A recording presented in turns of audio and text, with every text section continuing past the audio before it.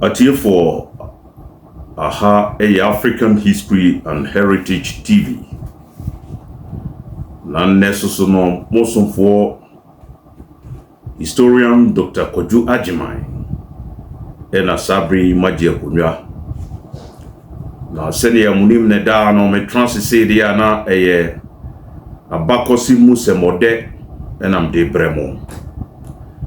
Na ene die ne dapono so a yede ba ma atiefo atie emunsem. Sunyani nkonwasem a agentre ha na yenhune pomasi bre no eno ho kasebo na yede ba atiefo sane amu nyina munim no bronya bosome a edikan Customary ye bekan Monday 6 January 2025 ena asia henefo a wonom ewo nananom Sunyani atrankumya de odehye bi esi hene womreko a ye nana bosoma asonkrawiri otwa nani ehwe ban no adehye asia henefo de owura bi a na hema ene pa no esi akunwa no so na owura yi na ye frene yawo ajare na ni nkunwa din ene odefo Ogyeamansan Boahen Korkor the second na kunwasie yi ebeye mentem ho ase ma ekosi se ye nana hema ono soso no o kan se dabi ewum se adehye nson ena ode wonom din koma ye nana jase hene se onfa adehye nson edin enkoma asia henfo metre kingmakers se saafo no ne de omonsan ba besra kunwa Boahen Korkor kunwa kesiam nanso ono de odi dine ban na jase hene so mfa nkoma asia henfo na asia henfo enye background check na yensa mfa mre no na wonom ye nipa so no nyina background checker na yesan di dino ekoma no edina omde abre no ono na ahema ebe kase asimasi ana obenten ena ofata si edi akunwa yede di akunwa eyi asi ahene fo nso asema wonom kan se dabida yehwe ela lemu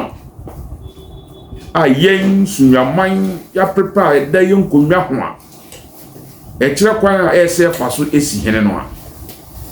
ohima de why ofom de yese ode adehye nson edi na akoma na jase hene ena na jase hene so de abre yen enti edini no enya bedru yen twende a na ahime ensanko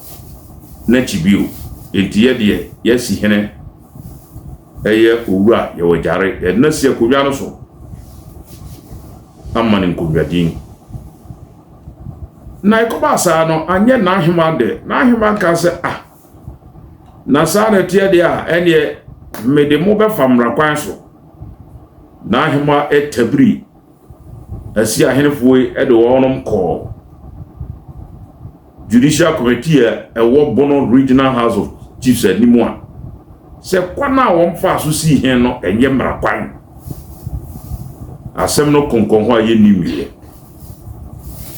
na ye nimwie ya no ena na ahema na akosua dua so sika brahie o yesu yaman hema ono so odi ne hene kosi akonwa so oso wura bi a ye friend Dr. Tutu ena odi no si akonwa so se ono ne hene no nti onde onye owura ya ojare entum se o yesu ya hene enti odi Dr. Tutu ekosi akonwa so a o man nkonwadin offentem frem o menesono bosoma ason krawi a otoso miensa na koba sa no nana Boahen Korkor abusuapani so anya ne de ono so ka se me are na moyi wasinche etisadia meso me de me ne beba etino abusuapani so eyi ne here de o hena o yi no otabri owura bi ayefra no Kofi Adom manu a ono so de ne sia se ona Yesu ahene eno man nkonwadin nana yaotwene amanfo the second ntina chese ahemfo no akoye mbiensa ano ehyepa senye nyame ene di sunyaman ho afofia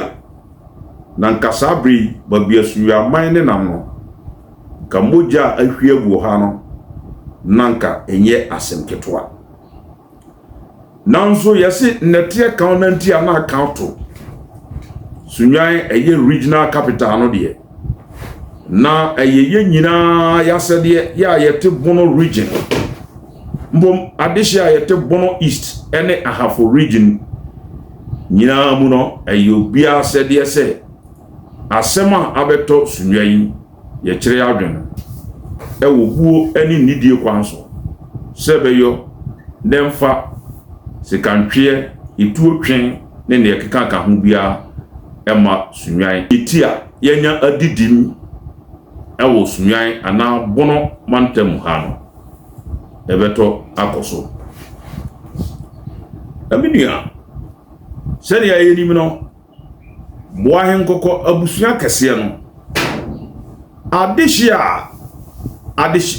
busua miensa ene wo Boahen Korkor kunwa no ho eye akosua dua abusua ena nyantatua abusua nyantatua no so yesanfre na ama biani abusua ena abusua ko etoso miensa ye frɛ no kwantwiwa abusua sa abusua ko miensan ena amamre ni amane ni abakosem trese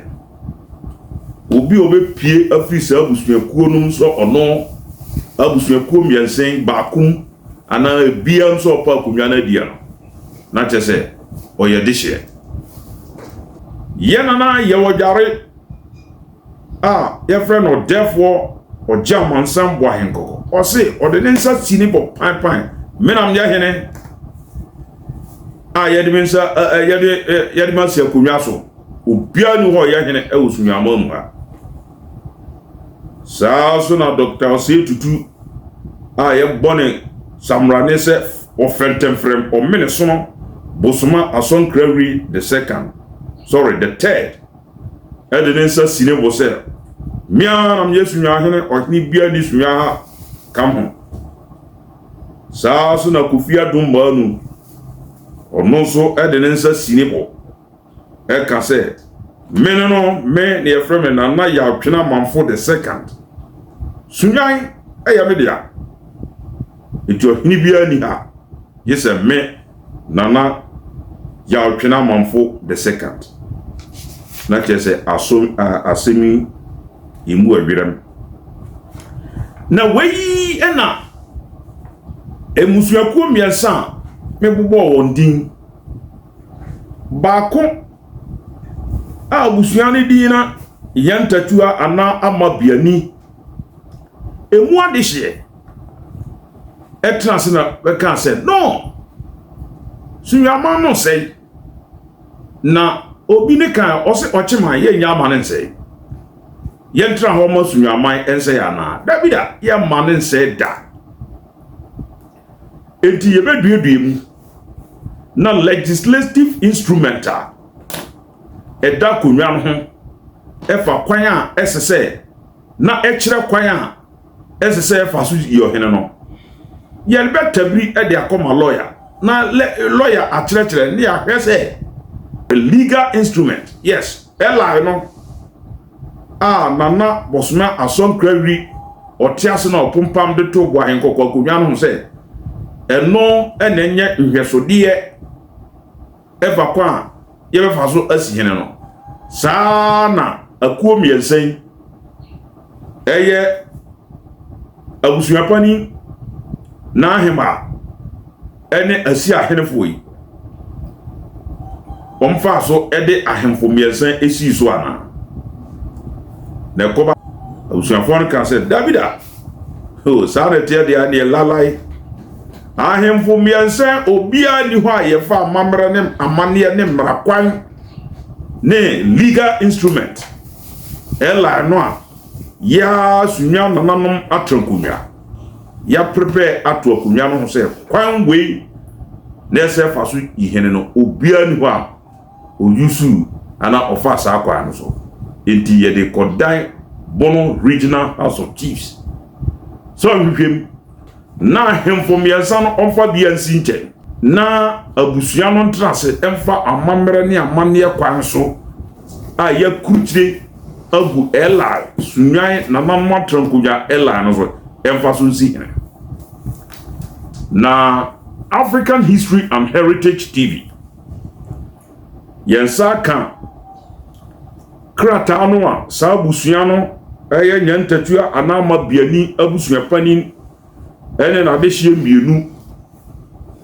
ede kodan Bono Regional House of Chiefs Judicial Committee no na kwadu a wom no boye ena yede emunsem ebremu kwadu a wom boye ene nia omde to Bono Regional House of Chiefs Judicial Committee na nim se onye ma wom no eno ne de ho kasebo ebremu Ose, in the Judicial Committee of the Bono Regional House of Chiefs, Sunyani AD 2025, Petitioners, Petitioner number 1, Abusuapani Joseph Ajebin Dankwa, House number NT 148/4, Sunyani. Petitioner number 2, Michael Kumamankwa, House number NT 146/4, Sunyani. Petitioner number 3, Ofori Franklin, of House number NT 143/4, Sunyani.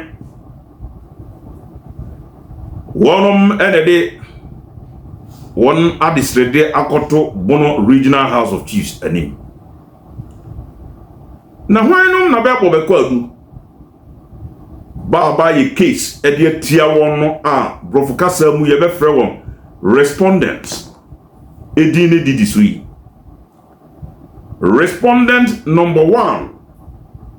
and as a first respondent Nana Koku Sabin the second Akomuhene of Sunyani. Second respondent Nana Obri Yabua Diawo Benkumhene of Sunyani. Third respondent Nana Bodi Akrufa the second Adontenhene of Sunyani. Fourth respondent Nana Asante Krobia the third Twafuahene of Sunyani. Fifth respondent Nana Kwame Kuntuma the fourth Nifahene of Sunyani. Sixth respondent Yao Ajare Stalin himself as or therefore Ogyeamansan Boahen Korkor the second. Seventh respondent Nana Akosua Dua Asosika Braye the second Paramount Queen Mother of Sunyani. Eighth respondent Dr. Osetutu Stalin himself as of Fentemfrem or Menesono Bosoma Asonkrawiri the third. Ninth respondent Abusuapani Nana Obri Yabua Sunyani. 10th respondent Kofi Adom Manu Stalin himself as Nana Yao Twene Amamfo the second. Odofo subscribe na share nama adofo nkaye ente kaseboy bi na kaseboy imu edepa safoi ena abusuapan Joseph Ajabin Dankwa makie kumankuma ene ofori Franklin ede onom akogina emrano ewo Bono Regional House of Chiefs se badansi ni obi a yebe freno yebe yiro wa dance enu mu no or say names and particulars of witnesses who the petitioners intend to call. Adanse fwa kwa dubofo no echese bebe yibe wa adanse eni number 1 or eni baba ko a friend Charles Japan a owo Kumase ono eni ebe yi na danse ewo asemi na yentro aso or say whereas the petitioners have every reason to believe and prove that the following facts and particulars are true. Also kwa dubofo eni ebe kan say asema bako hube lawyer na wakuruchire ede agukrata asui eye no kuretrodo nkontompo bakokra elim. 1. That the petitioners are members of the Yan Techua aka Nana Atma Biani Gate of the Boahen Korkor royal family of Sunyani in the Bono region of Ghana and bring this petition as representatives of members of the said gate. Ekwa du bofo mi ensentre se Beno beda Yan Techua a yesan frɛ no Nana ama biani abusua no beye adehye wom na bede sa asemi ekodan Bono Regional House of Chiefs se beye adehye kronkron ewo sa gate no anasa abusua no. Second, that the first respondent is the Akomuhine of Sunyani Traditionanal Area and presently the acting president of the Sunyani Traditionanal Area.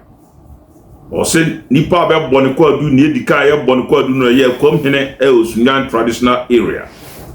Or no aso na ye acting president. Third, that the second, the third, and the fourth and the fifth respondents are the Benkumhina Dontenhine Twafo Hene Nifa Hene of the Sunyani Traditionanal Area respectively. Onom trese Baba Sama Benon near Tosumiru Modika Bobodino Yansan na any numino Onom de Benkumhina Adontenhine Twafo ni Nifa Hene Wosunyai Nananom Atronkunya. Fourth, that the ceased respondent is the person who is alleged to have been purportedly nominated and installed as the paramount chief or Omaihene of Sunyani Traditionanal Area by the first, second, third, fourth, and the fifth respondents, and who styles himself as Odefo Ogyeamansan Boahen Korkor.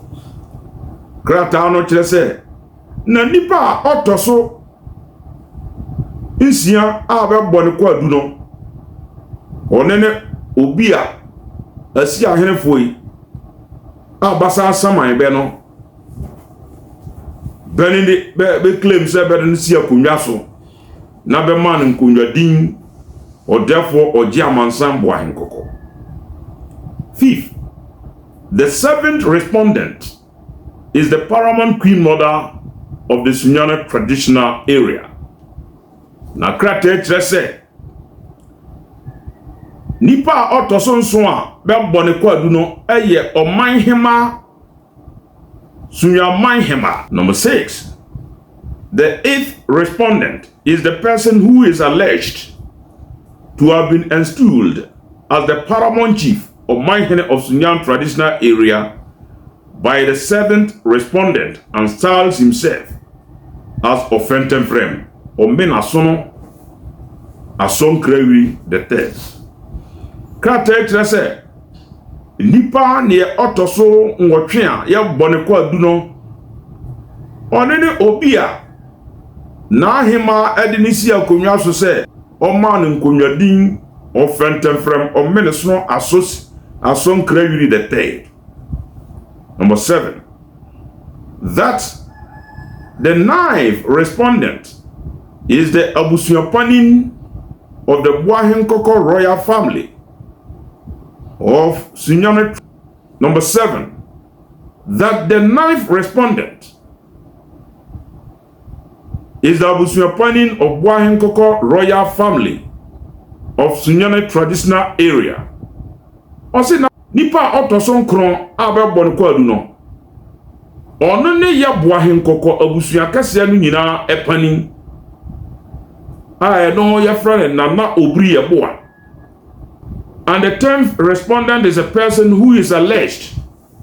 to have been purportedly installed by the 9th respondent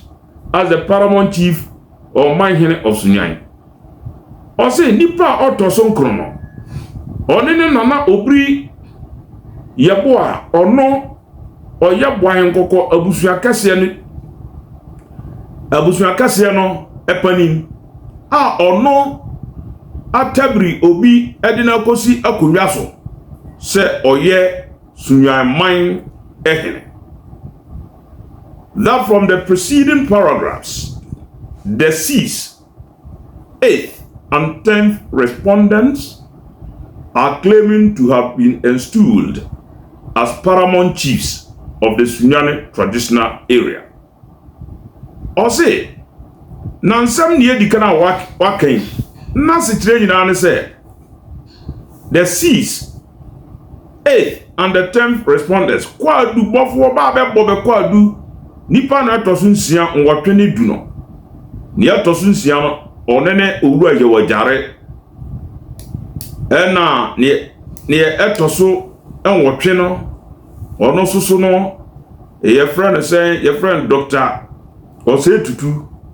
na ne ɛtɔ so du no yɛfrɛ no Kofi Adomanu. Saafo yi ɛna claim sɛ bɛyɛ ahemfo obiara de ne nsa si ne bo sɛ ɔyɛ hene ɛwɔ Sunyani Traditional Area. The 9th, that the petitioners bring this action in their capacity as members of the Yantatua aka Nana Amabiani lineage or gate of the Boahen Korkor royal family of Sunyani in order to protect their heritage, family rights,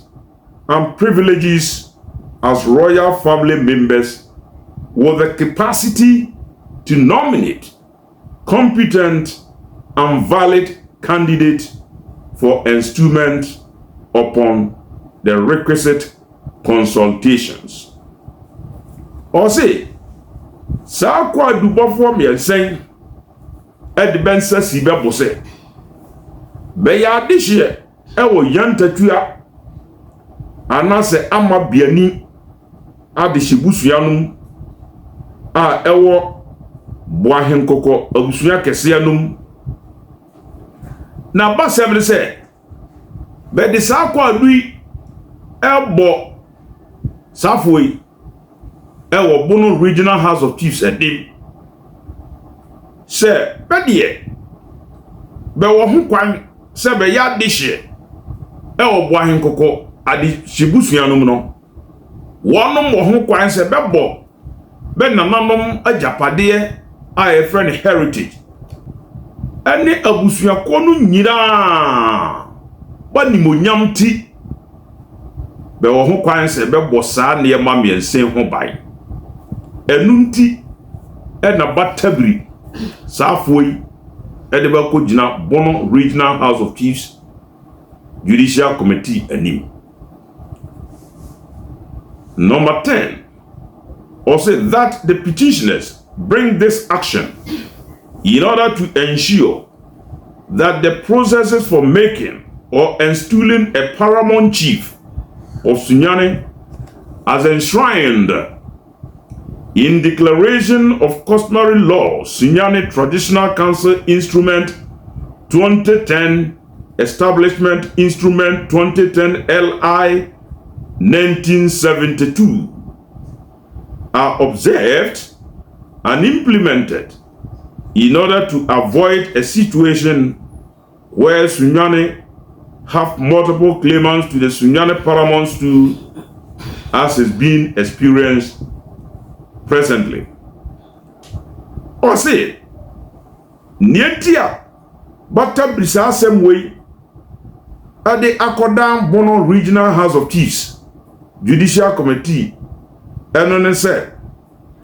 Bepese Sunyamai Sunya Deshikuono Boahen Korkor Adeshikuono Nyina Kwaya na a otwa na ni hwe aban ote akonwa so ne penso no oni adeshikuono nyina ehia na be kruchire amamre ne amane kwanso a esese befa so esi hene wo sunwa aman mu no betro ede tu sunwa akonwa no na sakrata ne frene legal instrument LI 1972 ekruchire no 2010 no eno so pepepe ne bepese asi ahenefo na hema ene ba betim si hene betim sie Boahen Korkor kodwa no eno so ne esese befa pepepe na bedi sie Boahen Korkor akonwa sebeyo na ankoba se obi atene babia ode Davida media masim hene wete mantwa babia ode masi hene we so te mantwa babia masi hene sene abusuapani asi ne hene na ahema so asi ne hene ebe toda wa ha ochiame hene kura be sore na ono so akase sabio ono so asi ne hene de na ekoba sa no a na odioyeni bentem ho ase ene ntokwa ene beba na saaso de saasuba no emfata sunyaman ise sunyaman eyoman bi a emujo na asomdue wo ho efi nananom tetentre de a nananom echechire man eti nananom empese basbasaye ebesi man no munti no ena betim ekruchire bibito krata so efa kwanya sunyaman nananom atrankonwa esebe faso esi hene. Number 11, that per LI 1972 upon the Boahen Korkor Paramount Stool of Sunyani becoming vacant either through the death of the occupant or abdication, the Queen Mother, in consultation with the Abakmahine, the Abakmahima, and the elders of the royal family shall nominate, according to established customary law, a person of their choice and present that person to the kingmakers of the Boahen Korkor royal family. Or see, na yademrano edi jumadia, nyemrano kan say, Boahen Korkor kunyane ebadam panya. Abakumahima ene na ahima o manhima ene Boahen Korkor abusuafo no nyina ne be kabeti se ho ne be hu odehia bedi dia kunwa eyiyi. 12, that the nomination that is to be done by the Queen Mother in consultation with Abakmahine, Abakumahima, and elders of the royal family to be done 40 days after the stool has become vacant and at the palace of the Queen Mother. Of it, now, near Ote Boahen Korkor kunyano so wua 40 days that we are now pepe NSS na hema one nabusuapani Abakmahima ene abusuano a Boahen Korkor abusuano nyina esi nkonwa epawo ohina be di akonwa. 13, that in the event that the kingmakers reject the first choice of the Queen Mother and her team, she shall have the opportunity to make 2 other choices or nominations. Ose mrame ese se ekoba se na hima ene na busuafo yi esinkonwa epawo dihye na edika na de ne koma si ahenefo na banye na ntuma na hima akwanya mprinu so de adehye foforo eko. 14 that from the internment of Eli 1972, the Queen Mother and her team, vested with the authority to nominate a person for the stool, could nominate an individual, that is one person, for presentation to the kingmakers at any point in time, and it is after all nominations made by the Queen Mother have been rejected individually that the kingmakers are given the authority to select or elect a candidate for enstowment. Or say, na hima, or no de, this year they decline, this year they toss me, this year they toss me as son. Edi koma, a see a hen for Nasa, a kubase. A see a hen for an yes, I this year me son be a antuma, a ho, and a kingmakers. And I say, oh, mine no, a see a hen for a walk on quine. Say me, or this year be pay. 15. That per Eli 1972, after a candidate has been elected or selected for the stool, the installation or enstowment of the chief elect shall be done by the underlisted persons.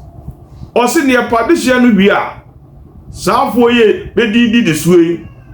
ne bedenisia kurianoso. A. Abusuapanin. B. The kingmakers. C. The sons of former chiefs. D. Elders of the royal family. And E. The Queen Mother.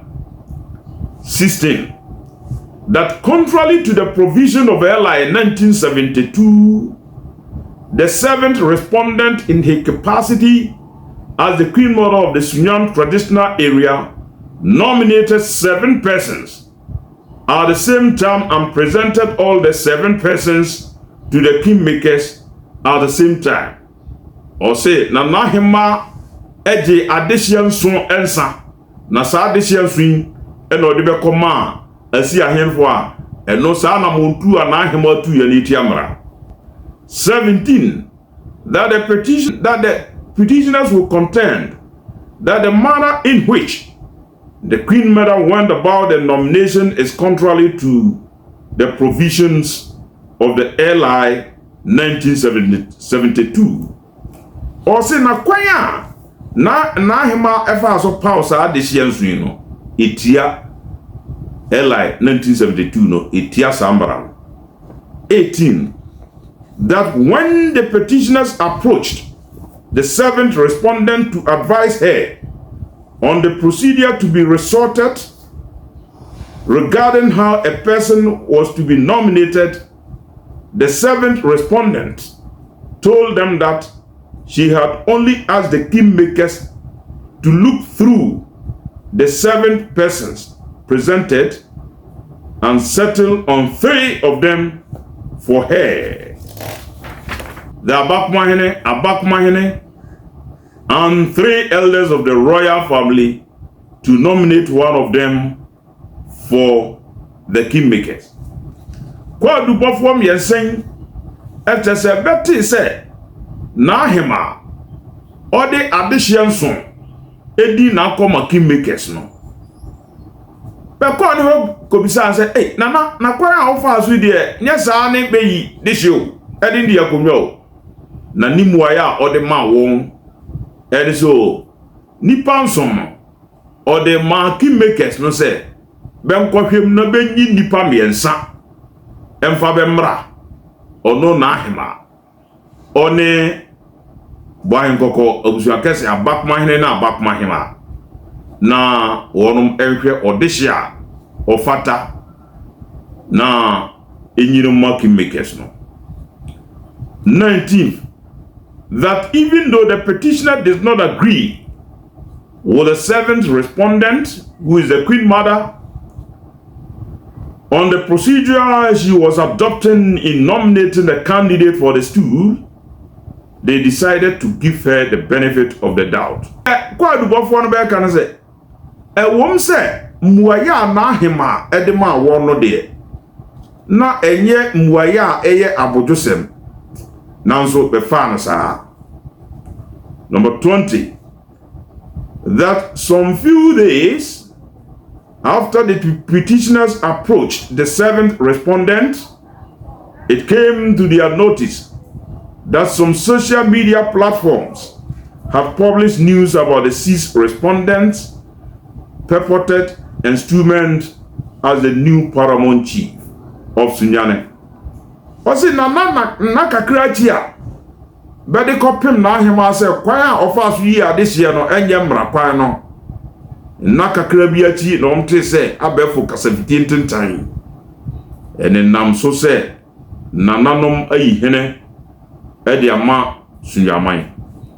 21 that the social media publications to the effect that the sixth respondent had been installed was vehemently resisted by members of the Boahen Korkor royal family, including but not limited to the seventh respondent. Also, the Koba said, ever to abontin said, Ure ya jarea ya bonimraden say ya friend. Ogyeamansan Boahen Korkor ever to abontin no. Anye obahima abojo saa so na anye abusuafo no binom abojo enti wonom esoritia. Paragraph 22 that on the 25th of December 2024 the first respondent held a press conference at which the seventh respondent was present to deny that the sixth respondent had been elected as the next chief of Sunyani, and further declared that the process to select a new chief was ongoing. Also, in the Koba 25th December 2024, and the first respondent here, ono ye nana akwamhene nana kwaku saben, ene ahemfo no binum nana hema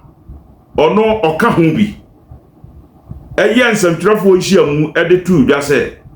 enya nokre da biara da sɛ ya paw ode hye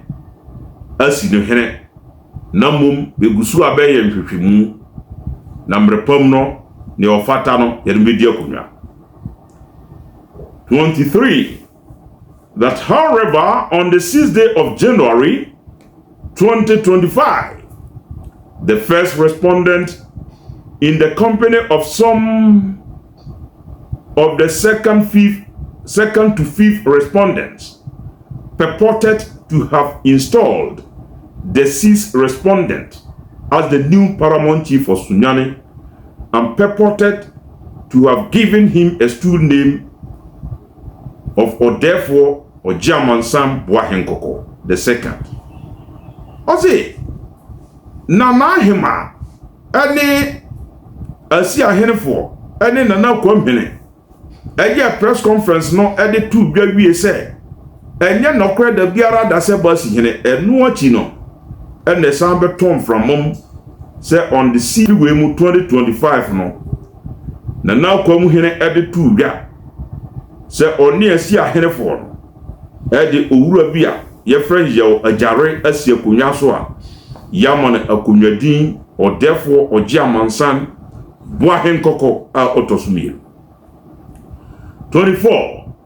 that contrary to Regulation C's of LI 1972, it was the second to fifth respondents and some macho men who had been engaged to provide security who were present at the said purported installation. Or say,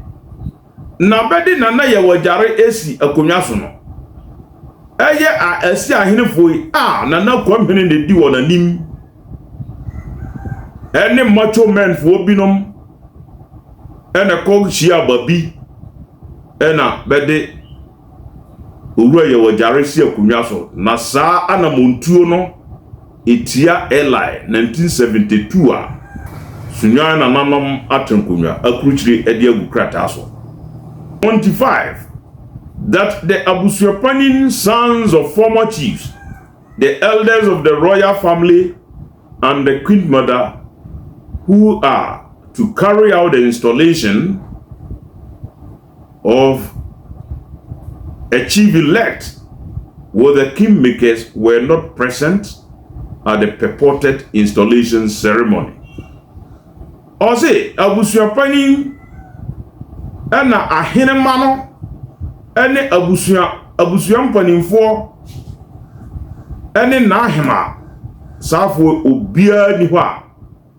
yede owura ye wojare esi akunwa so ana oka na Eli 1972 no nso ekyerese esese yede owura ye wojare obi a yebe paw no a yede ne si akunwa no so no esese safo nyina obia ewo hobi orofo subscribe na share nama adofo enkae enti kasebo ibi nana amabiani ana amabiani abusua panin ene na de hye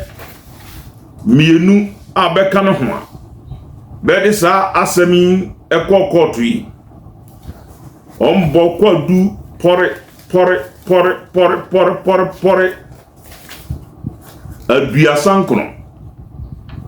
na ebre nunti yebebo ne tofa na kwadu na bebo ya nu nyina ne tofa bom ne se sa ahene miensama ewo Sunyani etia mra etia amamre ho mra baba kuchiri ede akukrata so a ye frene legal instrument or legislative instrument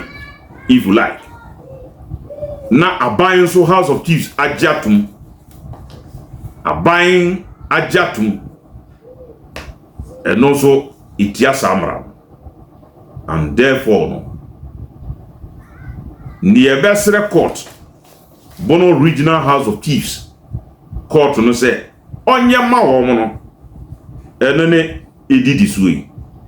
odofo subscribe na share nama adofo enkaye enya kasebo ibi inti na nie akwadubofo ekan se besre court se onye ne edidi suyi ema ono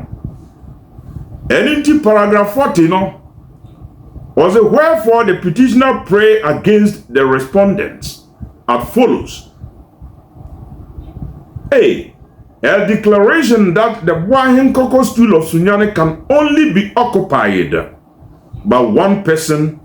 at any point in time. Or say court no, Besra court no said, Enyan hwehwemu non to na numtuo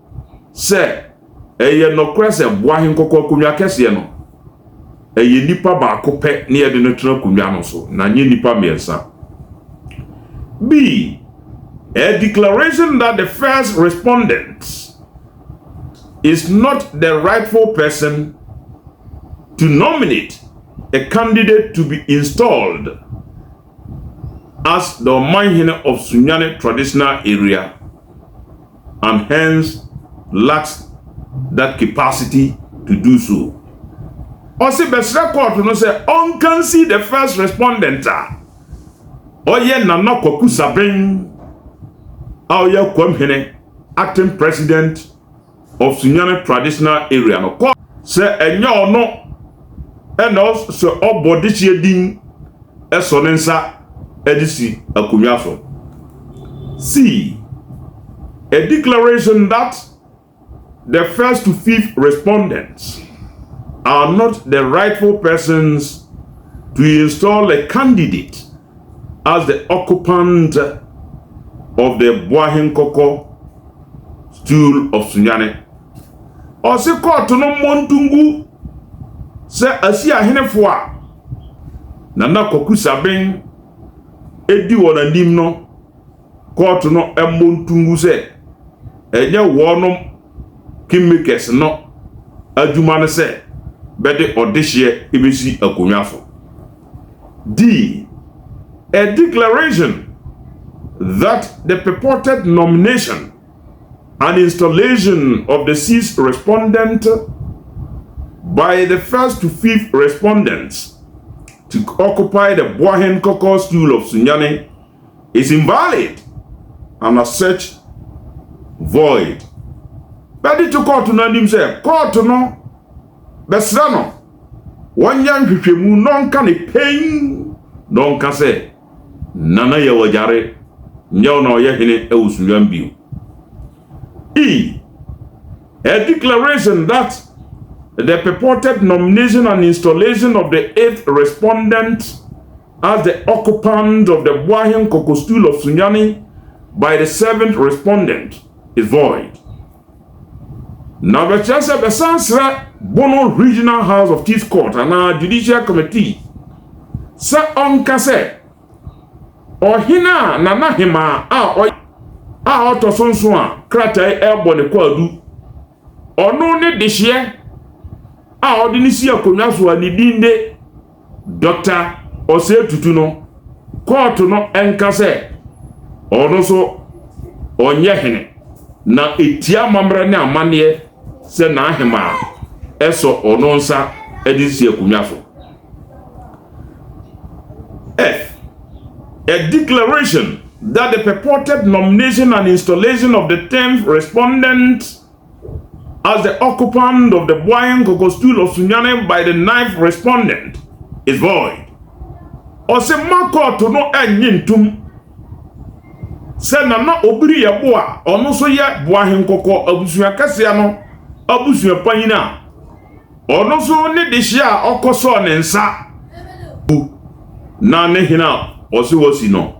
ono so yankansi nanim pempen yes ne pense yenye ntum ne enye ntum china. G. A declaration that the purported presentation of the 7 persons to the kingmakers by the 7th respondent at the same time cannot constitute a valid nomination in accordance with custom and LI 1972. Or say nana hima ono neto sonso abebone kwadu wo krata mu no ono edi adehia nso eje bensa na odi bedi ma na jase hin na ono so edi koma asi ahenefo no benka court no nka se sa na montuo no so no etia amamre na etia nhyehyɛ a yɛfrɛ ne LI 1972 a ɛda Boahen Korkor akonwa kɛseɛ no. H. An order directed at the 1st, 2nd, 3rd, 4th, 5th, 7th, and 9th respondents not to install the 6th, the 8th, and the 10th respondents or consummate any processes towards installation or installment of the 6th, 8th, and 10th respondents. Or say, na court no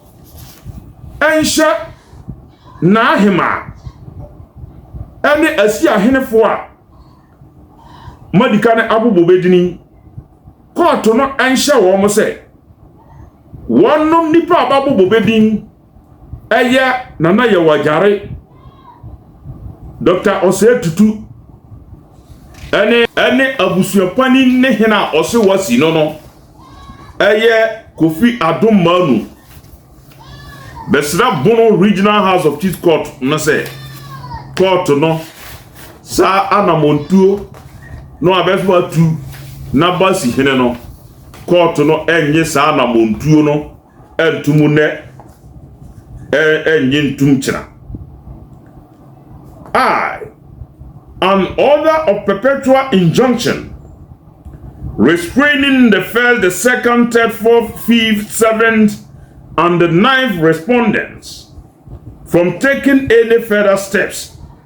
in installing and all installing the 6th, the 8th, the 10th respondents as the paramount chiefs of Sunyani whatsoever. Say the to court na nim say fa tabo ano ehye tabo emu eduru ento na kwam hina ono eye asi ahenefo no odibanim no san ye acting president of Sunyani Traditional Council ene asi ahenefo nkaye ene na ahema court no emfa tabo emu eduru ento saafo no so ene Boahen Korkor abusuapani ono nso ka ho court no mfa tabo ento saafo no nyina so se bene ho kwan se bede bade hye no a be pa obe no esi akonwa so se ohene ewo Sunyani Traditional Area. Orofo subscribe na share na makaseboyi adehye nkai NTV. An order of injunction restraining the 6th, the 8th, and the 10th respondents from holding themselves as paramount chiefs of Sunyani and from performing any function that could only be performed by a validly installed paramount chief. Ose Sasuna Besra Bono Regional House of Chiefs Judicial Committee and as a court no se onfa tabo ento adehye miensan eye nana ye wajarea obone ho samrane se odefo Ogyeamansan Boahen Korkor a otoso mienu Dr. Ose tutu a ono so bone ho samrane se ofentemfrem o mena sono bosuma asom kragiri the 3rd ena Kofi Adumba nu a ono so bone ho samrane se nana ya twena manfo the 2nd no court no emfa tabo a eso panto sa nipa miensen so sama obi anye ne ho se oye hene ewo Sunyani nananom nkonwa sa aseso na court no nhye wonom se obi azu ni ho a otim ya mamre bia se oyo hene ewo Sunyani nananom atankonwa ana Sunyani nananom nkonwa sase eso dated at Asante Krobia and Associate Kumasi the 5th day of September 2025. K.A. Asante Krobia Esquire, solicitor for petitioners, addressed to the registrar, Bono Regional House of Chiefs, Sunyani, with copies for service on the respondent hearing. The petitioners will direct service. Ose na kwa dubafoi eye abusuapani Joseph Ajabren Dankwa Michael Kumankwa Ofori Franklin beno be free yantatua ana amabiani abusua kodom no wonum lawyer omko hunu no na okruchire ba no asem de gu krata so no ono ye friend Asante Krobia and associates. Therefore, subscribe na share yede nkaibono ebesi ha eye mosumfo historian Dr. Ogyeamansan bena sabri mede kaseboyi abramui na senia yedika kano African History and Heritage yebotai titre ne se yedi abakosem be patantokwa babia mentem ho ase ewo ntokwasem ewo a efa abakosem ho de yebeye mu nhwehwemu na yede abeto amansan nyina ani se ebeyo na se yete ho ase a ye nyina yebetena asomdwem efrise entokwa enyede babia ntokwa sisi nyina ye research ayaye etrese ye mentim ho ase ne mantokwa no ba obi kura no obeso tuo mu se okokontokwa bi hu ano na ntokwa na se kura no onim okitatu akontokwa nti nienti a okontokwa no kura no onim na chese ya se na adwene no se dia sabi o kafra che wa hu bodani na dwene na se no o ma ba so a o de bebo ne ba kro betuma abo na ba na adwemu nhwehwemufo e kire se nipa bia ya wo no abawiase bia